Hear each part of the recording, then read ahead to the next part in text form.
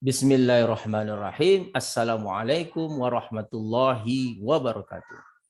Puji syukur atas kehadirat Allah Subhanahu wa taala atas semua limpahan rahmat dan kasih sayangnya bagi kita semua, di mana kita masih diberikan kesempatan, kesehatan dan keselamatan tentunya untuk selalu berbagi ilmu pengetahuan di musim pandemi COVID-19 ini. Salam dan salawat kepada junjungan besar Nabi Muhammad SAW dengan melafazkan Allahumma sholli ala Sayyidina Muhammad wa ala ali Sayyidina Muhammad. Kembali bersama saya Dr. Rado Yendra SSI MSc, tentunya bersama Kampus Dunia Maya www.radoinstitute.com. Kita akan terus bersama mahasiswa Indonesia melangkah bersama pada musim pandemi COVID-19 ini untuk menjadi manusia-manusia yang cerdas, yang rajin dalam menuntut ilmu. Kita akan lanjutkan pada sesi yang ketujuh dalam rangka praktikum pendahuluan R secara umum. Nah, kita akan lanjutkan dengan praktikum-praktikum. Sebelumnya kita lanjut dengan mata kuliah, pembahasan soal, praktikum-praktikum, pengabdian masyarakat, dan seterusnya. Untuk itu, selalu simak materi-materi yang ada pada Kampus Dunia www.radoinstitute.com. Rugi lo kalau tidak masuk dalam kampus saya. Semua ilmu ada 280-280-an lebih ilmu yang gratis yang dapat Anda bawa pulang tanpa membayar Rp1 pun. Oke, kita akan lihat apa yang kita bahas pada praktikum seri ke-7 ini. Oke, kita akan lihat sama-sama mana R kita. Ini R kita buka R. Oke. Nah, pada pertemuan praktikum kali ini kita akan membahas suatu konsep yang namanya itu adalah additive model. Nah, ini akan kita bahas sekarang. Kalau sebelumnya kita membahas multiplicative model, sekarang kita bahas additive model. Nah, kita buka layar kita dua dulu untuk melihat Windows vertically. Dah, tutup ini dulu. Kita tidak memerlukan grafik, tutup.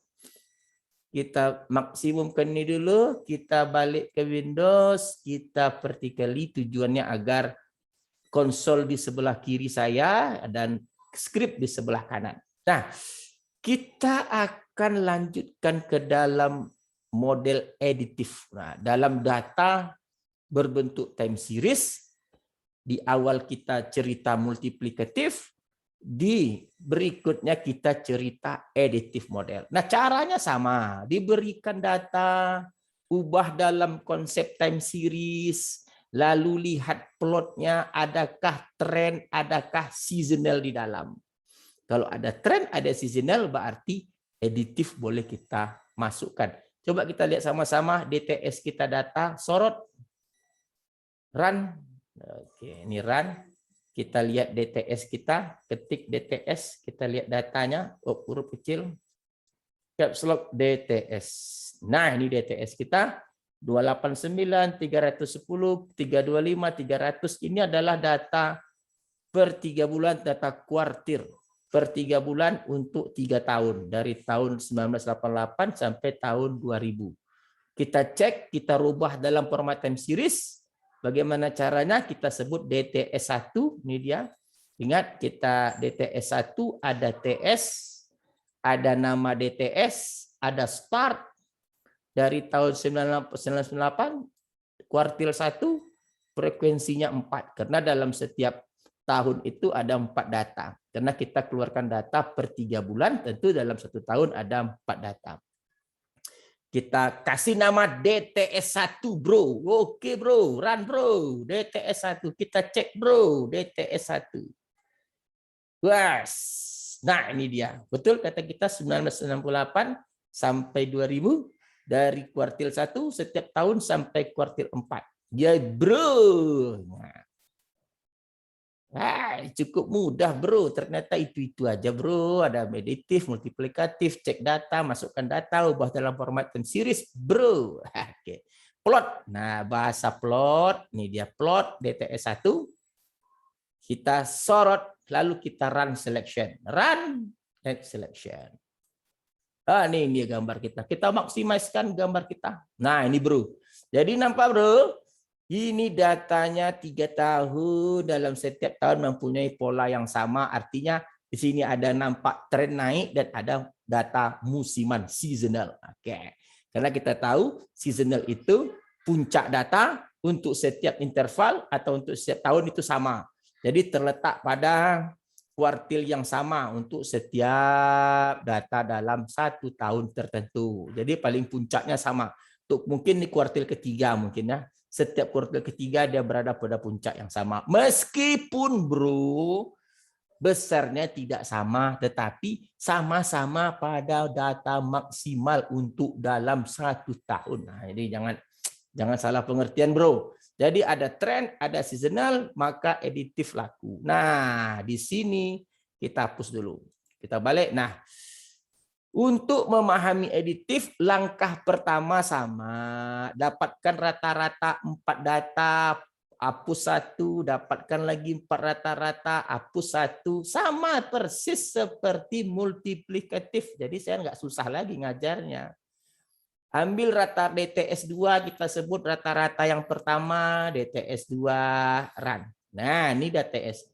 DTS 2, kalau kita ulang sedikit, DTS 2 itu adalah 306, 306, rata-rata 4 data pertama. Ini 4 data pertama nih. Oke, ingat memakai min-nya, kita pakai data yang dalam format biasa, bro. Jangan pakai DTS 1. DTS 1 itu kan dia formatnya time series, nggak boleh kita pakai format DTS untuk mencarinya. Setelah dapat DTS 2, potong 1. Bagaimana cara potong 1? Munculkan namanya DTS 3. Nah, DTS 3 itu artinya data pertama DTS ini, DTS ini ha. Potong yang 289. Kita tengok DTS 3 apa hasilnya. Nah, kan tepat kan? Berarti yang 289 ini sudah dipotong sehingga langsung dia ke 310 bro.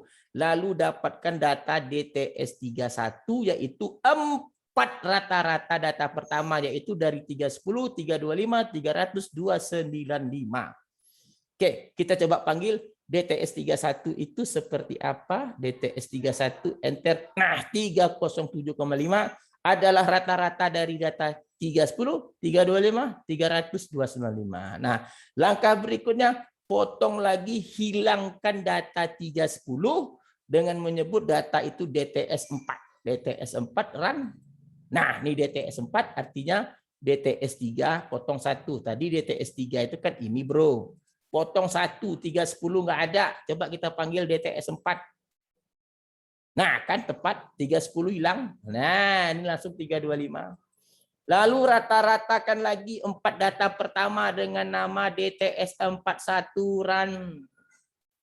Nah, nampak di sini min DTS 4. Nah, DTS 4 yang ini.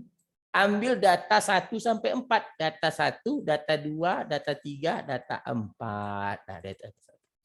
Panggil DTS 41. Nah, begitu seterusnya, bro. Begitu seterusnya sampai nanti sehingga dia tidak lagi cukup berjumlah 4 di ujungnya. Jadi kalau dipotong-potong kan dia hanya bercerita terakhir data 4 terakhir yang bisa kita eksekusi. Lalu setelah kita potong, kalau terakhir tinggal 3 data, nggak bisa lagi, bro. Karena kita hanya bisa mengeksekusi setelah kita potong, data terakhir masih 4. Nah, itu dia, bro. Oke. Lalu setelah dapat DTS, kita kumpulkan semua DTS-nya, bro. Dengan nama kita run dulu yang lainnya DTS 51, kita run sampai DTS terusnya. Run, oke. Lalu kita kumpulkan dengan nama MA, Moving Average. Oke, kita run MA ini. Kita panggil MA. Ini dia, bro. Jadi semua yang kita potong rata-ratakan, potong kita kumpulkan dengan nama MA, Moving Average. Nah, setelah Moving Average, langkahnya masih sama, bro. Ada namanya Center Moving Average. Setiap dua data ini rata-ratakan. Lalu setiap data ini dua rata-ratakan. Setiap data ini rata-ratakan. Setiap dua data rata-ratakan. Namanya center moving average. Contoh misalnya center moving average 1, run. Nah, ini center moving average 1 min MA katanya untuk data 1 dan 2. Berarti MA-nya ini 1 dan 2 ini rata-ratakan. Kalau kita lihat CMA 1 enter, nah itu dia 306,75. Lalu CMA 2, run lagi, run CMA 2 artinya data kedua dan ketiga rata-ratakan. Panggil CMA kedua. Run lagi. Dan seterusnya kita run sampai ke CMA ke-8. Run. Kumpulkan namanya dengan nama CMA. Nah, CMA. Lihat CMA. Enter. Nah, itu dia. Jadi ada CMA, ada moving average. Nah, langkah berikutnya baru berbeda. Kalau multiplikatif ada namanya decisional, caranya DTS 3 sampai 10 dibagi CMA. Nah, kenapa 3 10 kita kan udah tahu karena datanya itu dimulai dari 3 nanti kan karena udah dipotong tinggal dia 3. Dari 3 sampai 8 data. 3 sampai 10 aja, Bro. 3, 4, 5, 6, 7, 8, 9, 10. Ada 8 data. Kenapa 8? Karena center moving average-nya juga 8. Maka dia harus sesuai. Kalau kita mulai dari 3, dari 4 nggak mungkin. Oke, kita mulai dari 3. Oke, dari 3 kita mulai datanya. 3 sampai 10. Karena memang data di awal kan memang dari 3 mulainya. Oke.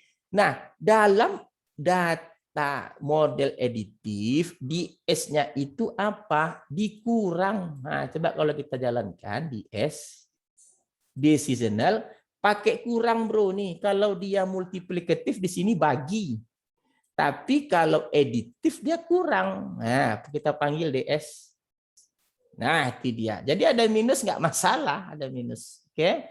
Lalu setelah itu baru kita lakukan nilai seasonalnya. Oke, seasonal satunya dari 3 sampai ke 7, bukan dari 3 dan 7, udah bedakan ya.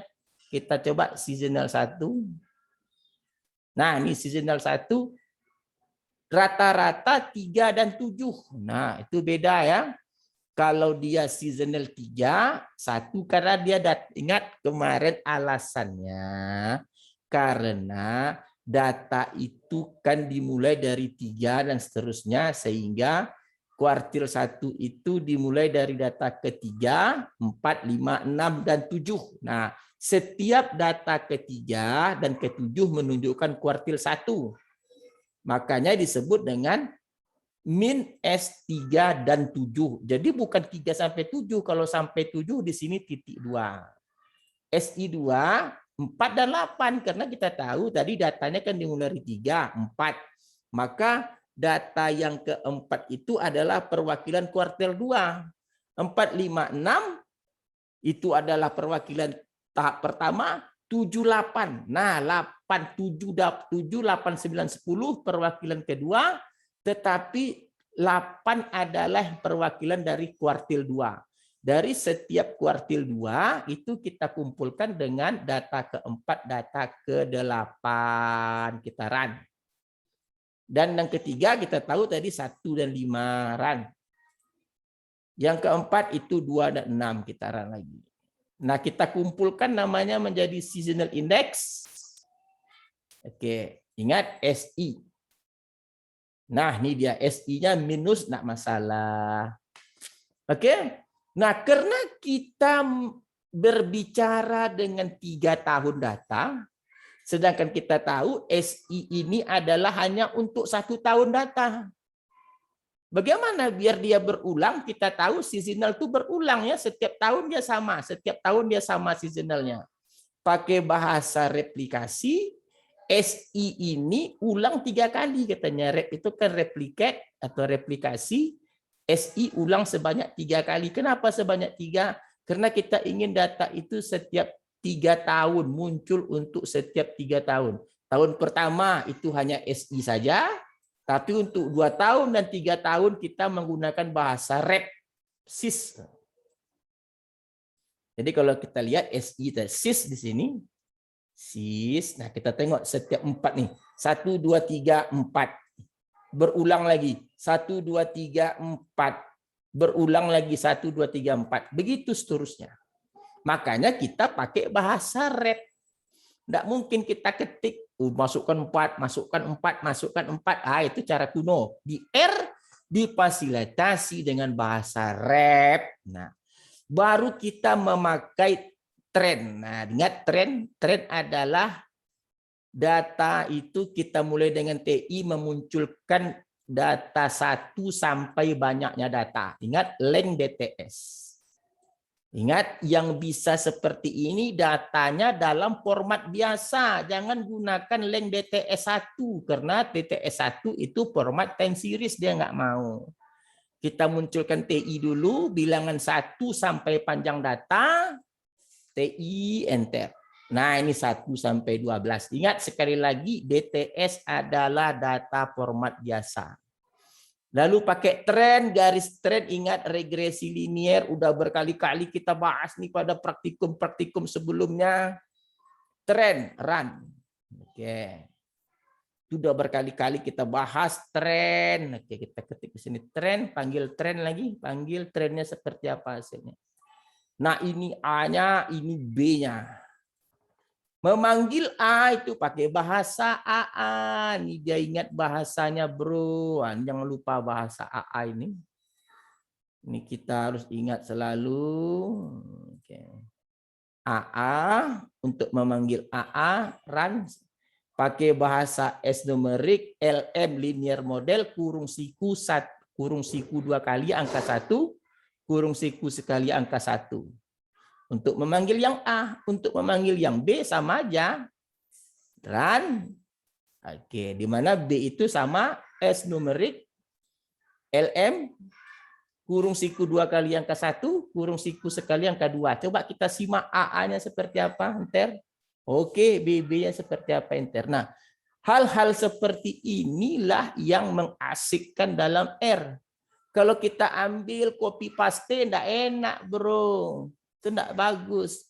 Makanya untuk bagaimana hal-hal ini bisa dilakukan, banyak baca, banyak lihat jurnal. Nanti Anda akan mempunyai pengalaman tersendiri bagaimana mengambil data, memotong data, panjang data, merubah format data, dan seterusnya. Lalu kita dapatkan trend line TL. Ini TL, nih itu AA kali BB kali TI. Ini AA-nya, ini BB-nya, ini TI-nya. TI tadi ini dia dari 1 sampai 12. Itu disebut TL. Nah, estimasi adalah seasonal tambah. Kalau multiplikatif di sini kan tambah. Kali kalau multiplikatif sekarang tambah. Estimasi kita run. Nah, ini rumus estimasi, ingat. Estimasi SIS, kenapa SIS? Karena kita memerlukan pengulangan. Jangan pakai SI.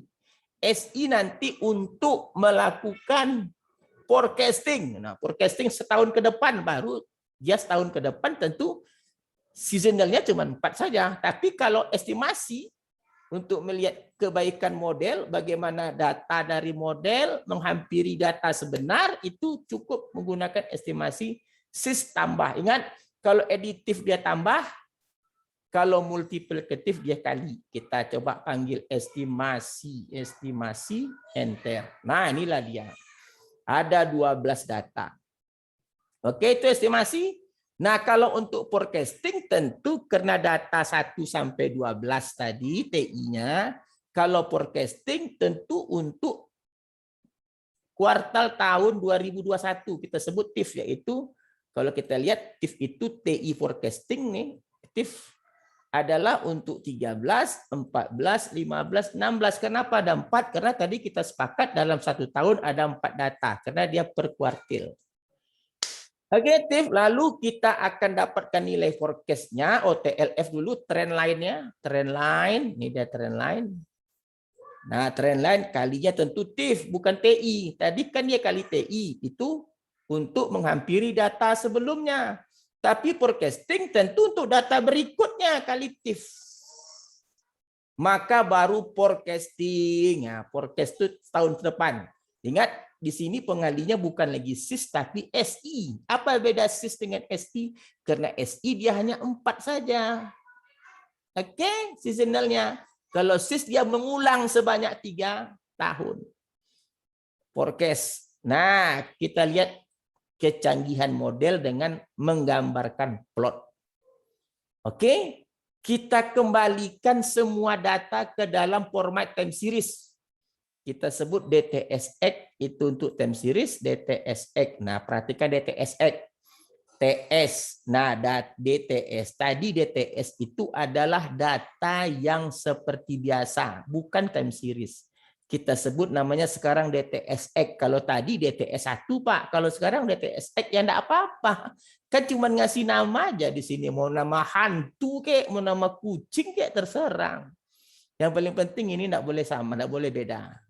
Nah, estimasi tadi kan masih dalam bentuk biasa. Rubah ke dalam forecasting. Nah, ini estimasi dalam bentuk forecasting. Kita rubah dalam bentuk forecasting. Estimasi ini dia kita rubah dalam bentuk forecasting. Nah, coba lihat dalam forecasting. TS, estimasi, startnya sama, frekuensinya 4. Lalu kita plotkan. Plot lines. Oke, kita run. Nah, ini dia hasilnya, bro. Kita lihat hasilnya. Nah, hasilnya cantik. Ada merah, ada biru.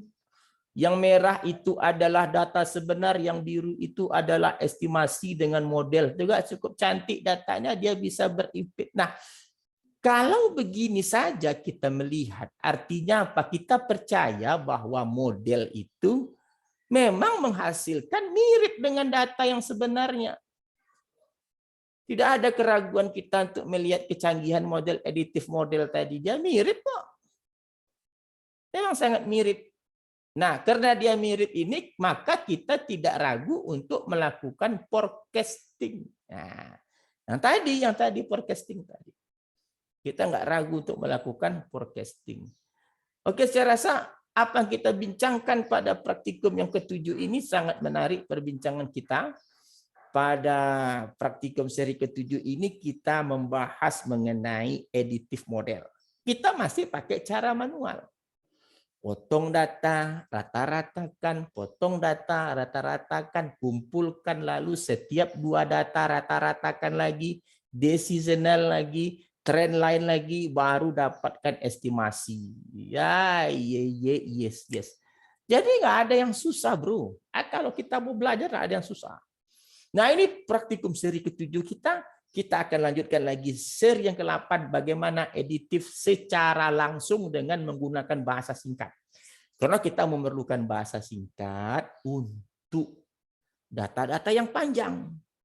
Jadi kalau saudara bayangkan aja Air Passenger itu panjang datanya, jadi cukup rumit kalau kita gunakan cara manual. Cukup rumit. Tapi ingat, seperti biasa, kita tunggu seri berikutnya. Wabillahi taufiq wal hidayah. Assalamualaikum warahmatullahi wabarakatuh.